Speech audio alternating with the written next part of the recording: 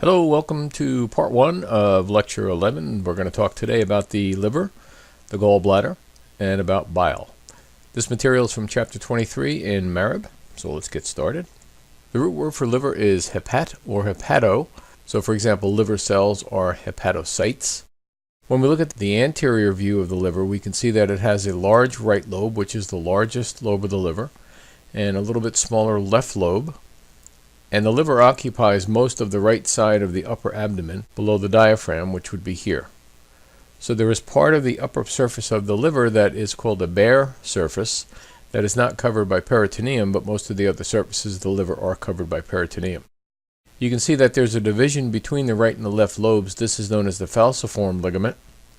At the bottom of this, there's a ligament also that's called the round ligament. That's a remnant of the fetal umbilical vein, the vein that essentially brings nutrient-rich blood back from the placenta, and this goes into the liver and then goes into the fetus. And you can see peeking out from the bottom in an anterior view here, we see the gallbladder. A posterior view of the liver shows a couple of additional lobes. We have a caudate lobe, which is a small lobe that's right in here, and we also have at the bottom a quadrate lobe, which is shaped like a quadrangle, so it's called a quadrate lobe. Here you can get a better view of the gallbladder. And once again, you can see the larger right lobe and the smaller left lobe. One of the things I want to point out is notice this entry area for vessels and ducts. This is known as the hilus, and we've seen that term before. Remember when we talked about the respiratory system, and we talked about the point at which the trachea branched off into bronchi, and the bronchi then entered the lungs. We also had the pulmonary arteries and veins going in and out of the area of the entrance to the lungs, and we call that a hilus or a hilum. We have the same thing here in the liver. Sometimes this is also known as the porta hepatis, or gateway to the liver. You'll notice here we have the hepatic portal vein coming into the liver, a hepatic artery proper coming into the liver that's delivering arterial blood, and you'll also notice that coming from the gallbladder we have a couple of ducts, which we're going to talk about in a little while. These are going to contain bile, and we're going to talk about the composition of bile, where it goes, and exactly what the bile does a little bit later as well. One thing I want to call your attention to is the fact that the inferior vena cava essentially bypasses the liver. That is, it does not enter the liver, it passes by the liver. And if you remember, what happens is blood from the intestines comes in via the hepatic portal vein. This goes into the liver. We have branches or tributaries that eventually and ultimately will come back to the hepatic vein. That will go into the inferior vena cava and then bring blood back to the heart. So the inferior vena cava itself bypasses the liver. The blood instead goes from the abdominal organs into the liver via the hepatic portal vein, and then this forms the hepatic veins, which go into the inferior vena cava. Now the liver is supplied by a couple of major arteries. First of all, remember the celiac artery. This is a major trunk, a major branch of the abdominal aorta that branches into several vessels. One of its branches is the common hepatic artery. So the very first branch of the celiac artery going over toward the right side of the body here is the common hepatic artery. And then we have a branch from that that's going to form the hepatic artery proper that's going to deliver arterial blood into the liver. As far as venous drainage of the liver, this is connected via the hepatic portal vein, remember, to all the abdominal organs, and these will eventually and ultimately merge into the hepatic veins. You see one on the right side, one on the left side, and the hepatic veins will then enter into the inferior vena cava and deliver blood back to the cardiovascular system. Now histologically, the liver is divided up into units that are known as lobules. Very important, hepatic lobules are the functional units of the liver. There are more than 100,000 or so of these. Each hepatic lobule is roughly a hexagon, so you'll notice one side of it here, another here, another here, here, and here, and here. So we have basically a six-sided figure, which is a hexagon. Each lobule is separated from the next by these connective tissue partitions that you see between all the lobules. Now, at each corner of a lobule, we have a set of three vessels. One here, one here, one here, one here, and there's one that's not shown at the corner that would be out here. And these sets of vessels are known as hepatic triads because they have, of course, three vessels. At the corner of each hepatic lobule is a branch of the hepatic portal vein, which you see right here, this large venous-looking structure. We also have a branch of the hepatic artery proper, which is right here. And finally, we have a bile ductule, which is shown in green right here. In the center of each liver lobule, you'll notice what's called a central vein. In general, blood flows this way and eventually will drain through the central vein and these will ultimately converge into the hepatic veins and then go into the inferior vena cava. You'll notice in the liver we have these lines of cells, and liver cells are called hepatocytes, as we mentioned before. These are also known as cords of liver cells. And you can see how they're arranged in between the hepatic sinusoids. And we'll talk about the sinusoids in the next slide. I'll show you a close-up of those and show you exactly what they look like. So this is what the general anatomy of a hepatic lobule looks like. Let's take a closer look and examine the flow of blood and bile in a hepatic lobule. First of all, you notice a couple of things. Here we see the cords of hepatocytes, as we mentioned before. So these are the liver cells or the hepatocytes. You'll notice we have a portal triad right here. And so here's a branch of the hepatic portal vein. Here's a bile duct or bile ductule. And finally, here's a branch of the hepatic artery. So the hepatic artery, as you see here, is bringing arterial or well-oxygenated blood into the liver. The hepatic portal vein is bringing blood from the intestines and other abdominal organs. You'll notice that the blood flow from the hepatic artery and from the hepatic portal vein is going from the periphery toward the center or toward the central vein that we see in the middle of each hepatic lobule. However, notice the way the bile is flowing. The bile is flowing from the center outward. The reason for this is that the hepatic cells, the hepatocytes, are actually producing bile. And what they do is they then dump the bile into these ducts. The bile is carried outward this way into these small bile ductules. These will eventually merge into larger and larger ducts until ultimately they go into what's called a common bile duct. You'll also notice some additional cells here. We have Kupffer cells, which are essentially hepatic macrophages. And what these do is they roam through the sinusoids looking for things that don't belong. Once again, these are a part of the immune response. These are phagocytic, and they'll ultimately signal the immune system if something is in the body that the body needs to mount an immune response against. Now take a look on the right, you'll see a sinusoid. This is a nice illustration. This wide open area that you see in here is a sinusoid, and you see the large space. And pay attention to the large spaces between the endothelial cells. These are basically fenestrations, or windows in the endothelial cells. Notice the size of these fenestrations compared to the size of, for example, a red blood cell. So much larger substances can exit from the sinusoids and get absorbed by the hepatocytes. They can process this material, and we'll talk about that in a little while. You'll also notice that we have hepatic macrophages, or Kupffer cells, in here. One of the jobs of the Kupffer cells is actually to clear old red blood cells from the circulation. So they help, along with the spleen and the bone marrow, taking red blood cells out of the circulation that have basically reached the end of their useful life. Now, one of the things I would like you to know is the flow of blood. And once again, if you look down here on the bottom, there's a summary of this. So the hepatic portal vein and the hepatic artery deliver blood into the sinusoids, as we saw above. And then the blood from the sinusoids goes through the central vein. These will ultimately merge into hepatic veins. This will go to the inferior vena cava and deliver blood back to the circulatory system. Now, one of the things we're going to talk about in a second, and I want to emphasize here, is that the liver's role in digestion is production of bile. So let's take a look at the liver functions. And what I did was I made some general categories of function here for you. There are over 200 functions that the liver carries out. So it's a very versatile and highly functional organ. But I divided these into three major classes: metabolic regulation, hematological regulation, and then its digestive function, which is synthesis and secretion of bile. This is the role of the liver in digestion. Let's take a look at the first two. One of the things the liver does is interconvert carbohydrates, lipids, and amino acids.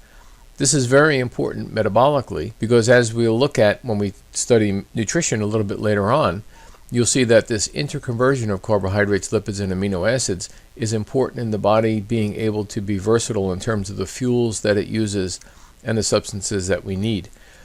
The liver also removes wastes. It functions in vitamin and mineral metabolism.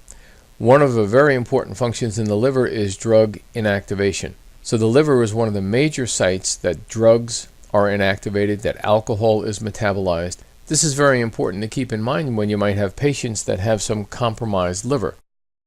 If their liver is compromised and it doesn't function the way it should, they may have a problem inactivating drugs, and so the drug dosage might have to be adjusted to compensate for a liver that's not fully functional.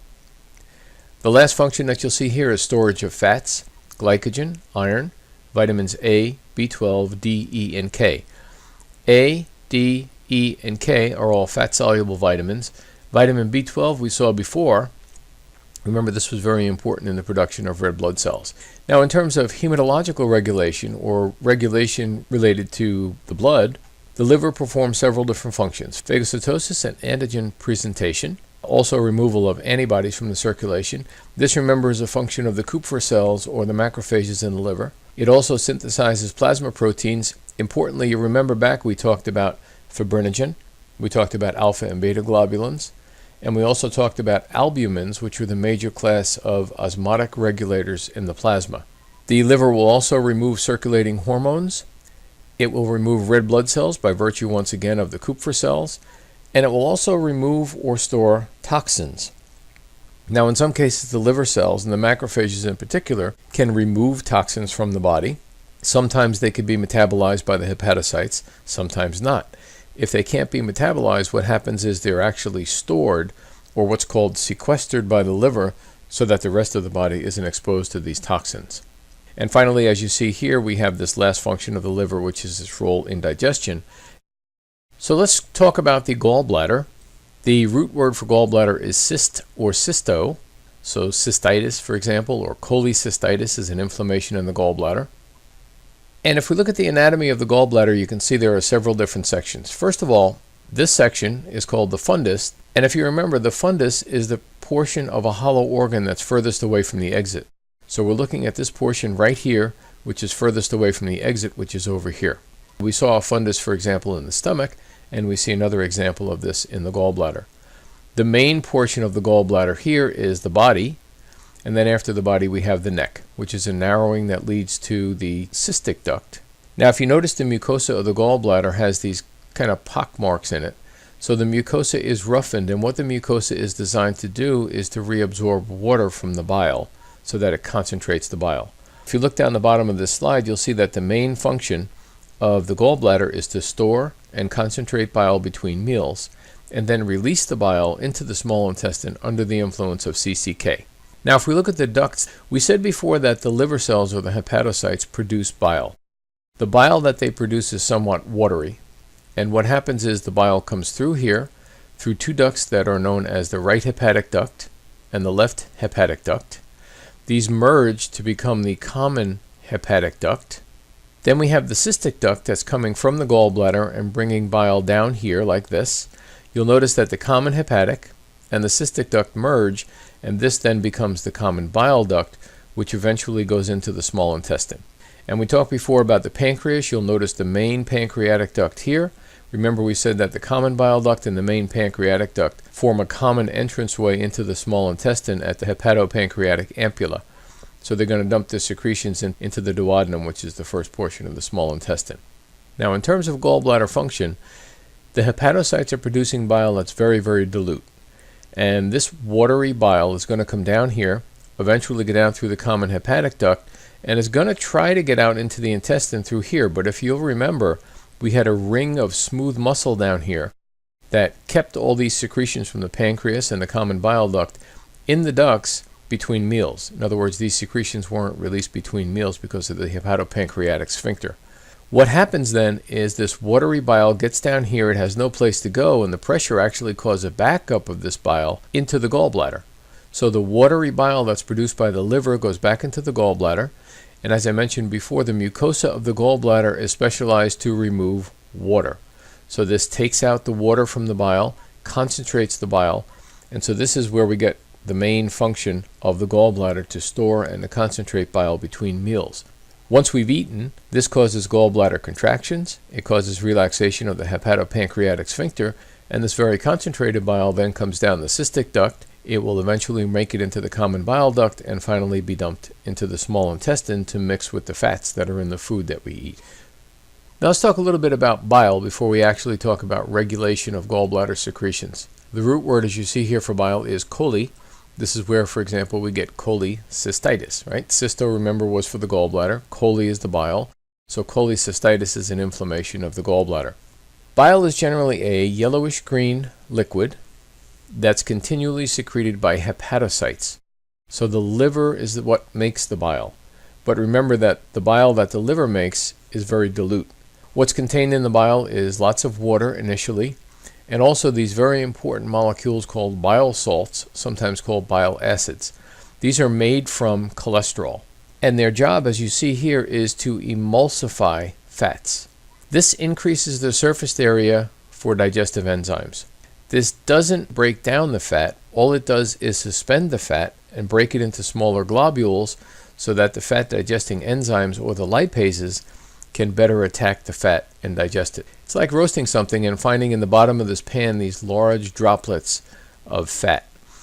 If you subject these to some kind of detergent, for example a dish detergent or something like that, what happens is these large fat droplet is going to break up into many smaller droplets, and I think you can appreciate that when we break this up into smaller droplets, there's much more surface area here now for the enzymes that are going to break down fat to attack. And that's exactly what emulsification of fats does, which is accomplished by the bile salts or bile acids. So this is a big aid in absorption of fatty acids, cholesterol, and fat-soluble vitamins. Without the bile, we don't really readily absorb these things.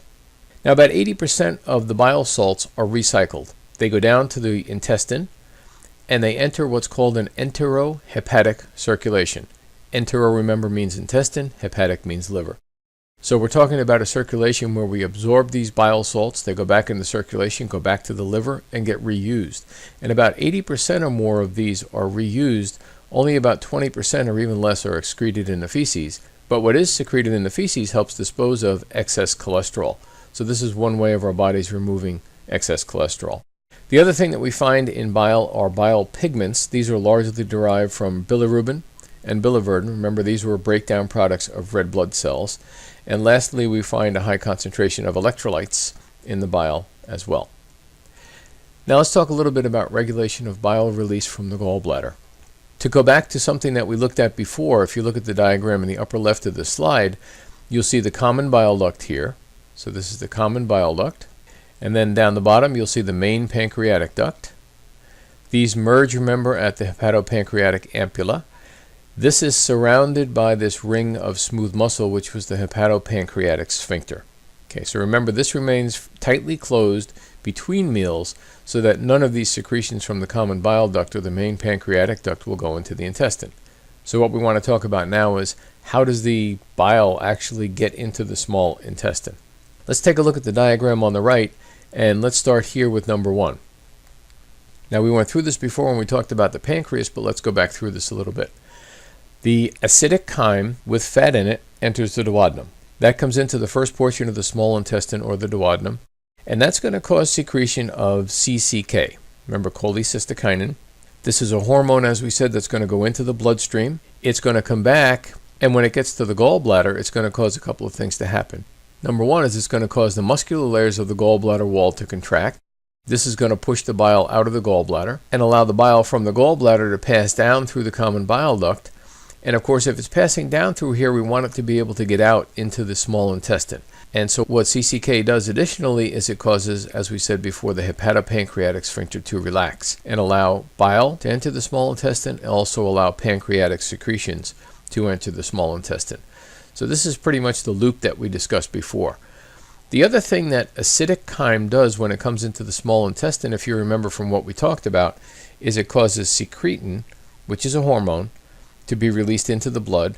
And this causes the bile ducts, as well as the pancreatic ducts, as we said earlier, to secrete bile that's rich in bicarbonate and also very rich in phosphate buffers. So these buffers, as we said, neutralize the acidity in the chyme that comes from the stomach. The last thing we want to talk about are all the functions of cholecystokinin. This is really a very, very active hormone in digestion. Not only does it aid in digestion, but as we'll see a little bit later on when we talk about metabolism, this also has effects on the brain and on satiety, or feeling satisfied after meals. If you look at all these functions, you can see that one of the functions of cholecystokinin is contraction of the gallbladder, as we said. We also mentioned that this causes relaxation of the hepatopancreatic sphincter. That makes sense, because if we want to contract the gallbladder to release that bile, we'd also have to relax the hepatopancreatic sphincter to allow that bile into the small intestine. We talked about the fact that cholecystokinin also causes increased secretion of pancreatic enzymes. And finally, cholecystokinin reduces emptying of the stomach. In other words, this is part of the intestinal control of the stomach.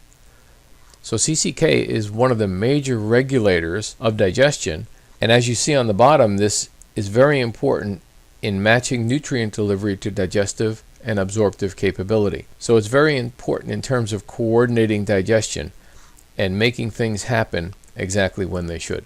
Okay, so that finishes off part 1 of lecture 11. I will see you next time for part 2 of lecture 11.